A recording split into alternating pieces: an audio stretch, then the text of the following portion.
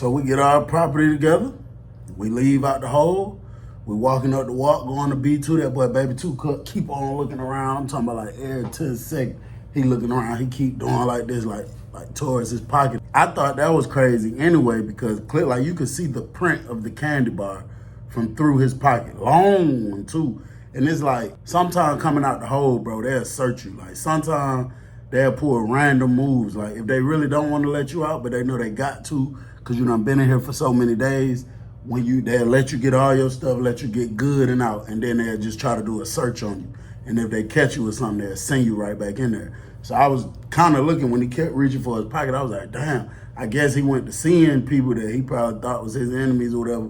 But I'm talking about the whole time we walking across the yard, walking towards B2. Because we got to stop at other dorms. This is how it go. When you get out the hole, you got some people going to this building, B2, B all the way in the front. B is the second building of the whole prison. So anybody who's going to a building before us, we can't go straight to our dorm. We got to walk with the people who taking us to the dorm. We got to stop at their building.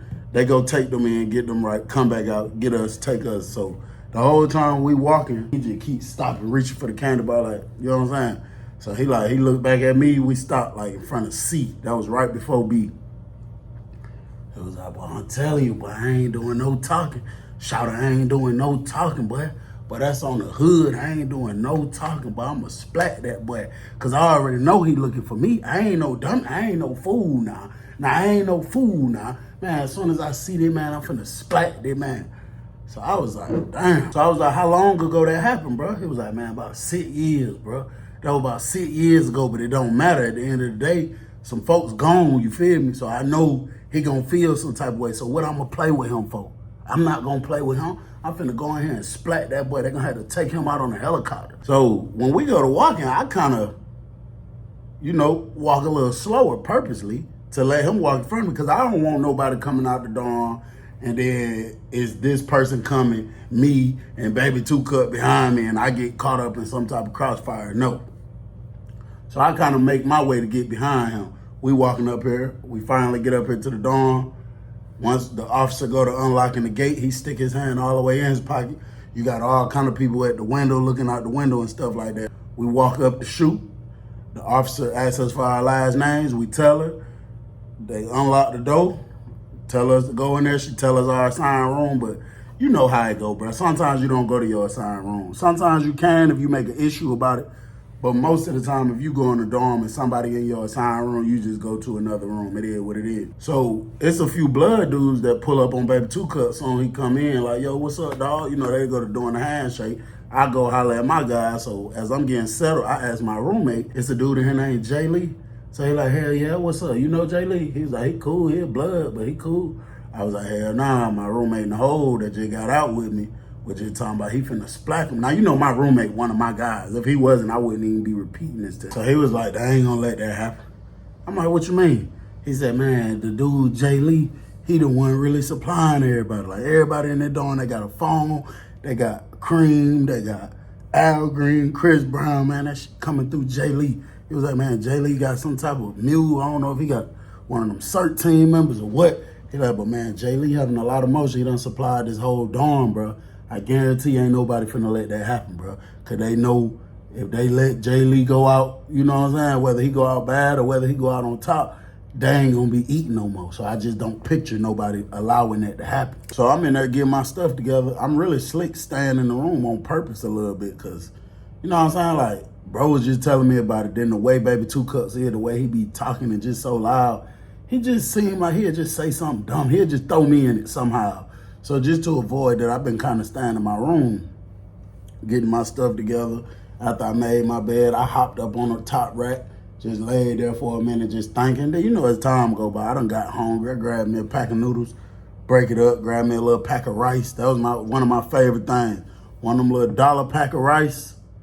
It's like yellow rice or whatever it is. The $1 pack of rice with the noodle, a beef and cheese stick, and a little bit of refried beans, fire, and some cheese puffs on top. So I put that together in a bowl. I go out there to the water faucet. And they got the piping hot water tank. As I'm walking up, it's somebody already standing right there. Slim, tall dude, look like from the side, look like he got a big old beard or whatever. So he getting some hot water, so I'm waiting on him. He go to looking up, and he's just like staring. I hear him say, man, what the fuck? So I look up, and it was Baby Two Cups and about 3-4 people standing right there. So the dude in front of me, bro, dropped his bowl. Talking about piping hot water in it. So I jumped back ASAP. I ain't trying to get burnt, you know what I'm saying?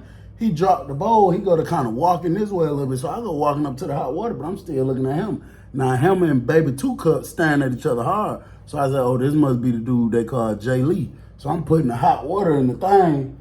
Dude, Jay Lee pulled out a big ass candy bar off his hip. He say, damn, dog. You killed my baby mama. You gonna have the bars to come in the dawn with me? Boy, you got a lot of bars, ain't it? And he took off running towards the steps. When he took off running towards the steps, Baby Two Cups whipped out his candy bar. Now all the blood dudes got taking off running. Hold on, man. Now you got all kind of people that's not even bloods. I'm seeing coming, going and running. Oh, say Jay Lee, say Jay Lee. Hold on, Jay Lee. You know what I'm saying? So what my roommate told me had to be some truth to it. My roommate stick his head out the door. I look over there at him. He was shaking his head, went back in the room. So I go to walking towards the room. And like Jay Lee right here on the steps. Baby Two Cups up here like in the middle of the range. And there's just so many people in between them. And Jay Lee screaming, bro. Screaming crazy stuff, like holding the candy bar up while he's saying what he's saying. Telling Baby Two Cups he gonna whack him, like not just poke you up, but whack you. Like you're gonna be done. It's gonna be over with. So Baby Two Cups standing up there telling him, I ain't studying none of that. I ain't studying none of that, bro. I ain't studying none of that. It is what it is. Get it in blood. Come get it in blood. So I finally make it back over there to my room. My roommate was like, you see what I'm talking about? I was like, hell yeah. So he was basically saying, you see how all them people just got involved in that? He like, bro, they're two bloods. They don't give a damn about them killing each other. But Jay Lee is supplying everybody. I'm telling you, that's why that's playing out like that. So I was like, yeah, that's crazy. So I put the bowl on top of my locker box to let it cook for a minute. I stepped back outside the room. I'm just standing in front of the room. So now you got a group of them blood dudes. They took Jay Lee in one room, and then they took Baby Two Cups in another room. And then a lot of them was just standing outside the room, I guess, to make sure they don't never get out and get to each other. They both end up coming out the room, and they two different blood sets. So Baby Two Cups set go over there and take the candy bar away from Jay Lee, and then gave it to one of Jay Lee brothers, and then patted him down, make sure he ain't got none. And then one of Jay Lee bloods went over there, took Baby Two Cups candy bar, gave it to one of his folks, and then patted him down, make sure he ain't got nothing. And then they went in the room together, and all you heard was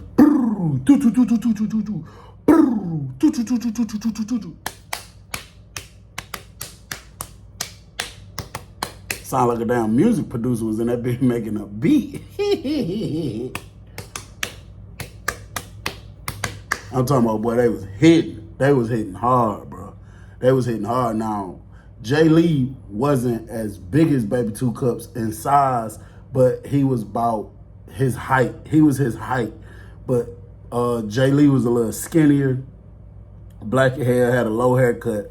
And yeah, so, bro, I promise you, that's probably one of the longest fights I ever seen go on. See, this is the thing. Everybody be talking about fighting, but this is something I know for a fact. Boy, a good 20, 30 seconds. Boy, if you ain't just in shape, if you ain't just somebody that be working out and working on your stamina, if you somebody that's just sitting in prison and you don't be working out and you be smoking Al Green and Chris Brown all day, boy, after a good 20, 30 is pushing. After a good 20 seconds of non-stop hitting, boy, your ass gonna be bent over. Hold on, bro. I'm tired of hell. But that's a long time to just be straight throwing hands, no breaks, no in between, nothing. So, bro, I think them folks was in there, no exaggeration, about every bit of a good 3 minutes, bro. It stopped. All of it stopped. And then the door swung open. Jay Lee came out the room. The shirt that he had it on his face. And he was walking out. You could see it turning red through the thing. I look over there to the officer booth. I promise you, the officer is sitting in there eating something.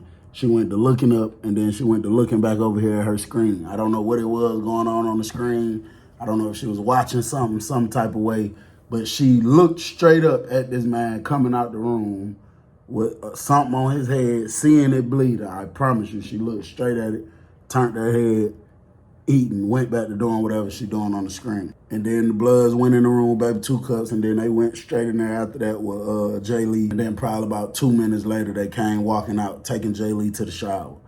And then doing his shower security. And then while he was in the shower, the other ones came out, taking baby 2 cups to the shower. And he was kind of the same way. When he came out, like his mouth, you could see it was real red. And I think his left eye was shut. Baby 2 cups left eye was shut.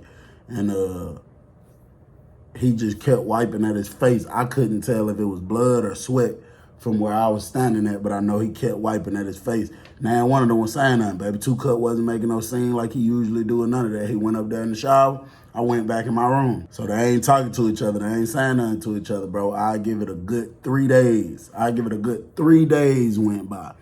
Next thing you know, baby 2 cups and Jay Lee walking to breakfast together. They walking to chow together. They each other partner at the spades game, all that. So I went up there one day to try to buy some Chris Brown CDs from Jay Lee. When I walked in, baby 2 cups was sitting on the bed smoking an Al Green CD. When I walked in, he said, man, AC Bill. He said, listen, bro, that's crazy how life play out. Bro, tell Jay Lee what I said. What's the last thing I said to you when we were leaving out the hole that day? What I said I was finna come do. I was like, bro, I don't know what you said. He said, nah, bro, listen, real talk. He said, me and that man done already talked about it, bro. We just letting bygones be bygones. This is my brother at the end of the day, bro. We both made some stupid decisions, you feel me? He was like, but I was telling him, I told my roommate, bro. He was telling his roommate the same thing. And, bro, just tell him what I told you, bro. I said, I don't remember what you told me. He said, so you don't remember me saying, I'm finna go ahead and whack Jay Lee. I ain't doing no more talk. I said, nah, I don't remember that. He told me, man, he lame as hell, man. So I got the Chris Brown CD from the dude Jay Lee. I got out of there. Because here's the thing, bro. I don't know about you and how y'all kicking and how y'all rock, but you ain't just about to be saying nothing like that about me. I'm going to still be watching your ass. You know what I'm saying? I'm going to still be keeping an eye on you. Don't add me into nothing you got going on, folks. That's how I feel. That's why I was just like, hell no, I don't know. You ain't say that to me. You must say that to somebody else. Getting dressed one morning for breakfast. My little partner from the Virgin Island come knock on the door early in the morning. As soon as I hear the knock, you know me, I grabbed the candy bar. Well, it was laying on the bed, but I just grabbed it to clutch it. I'm like, yo, because it's like too many people ain't come to your room that early in the morning. I'm like, yo. He like, it's VI, bro. I'm like, come on. So he opened the door. He said, hey, I just putting you on point, just putting you on game. It's finna be some real stupid go down at chow today, so just make sure you steer clear of them blood dudes. Stay away from them blood dudes.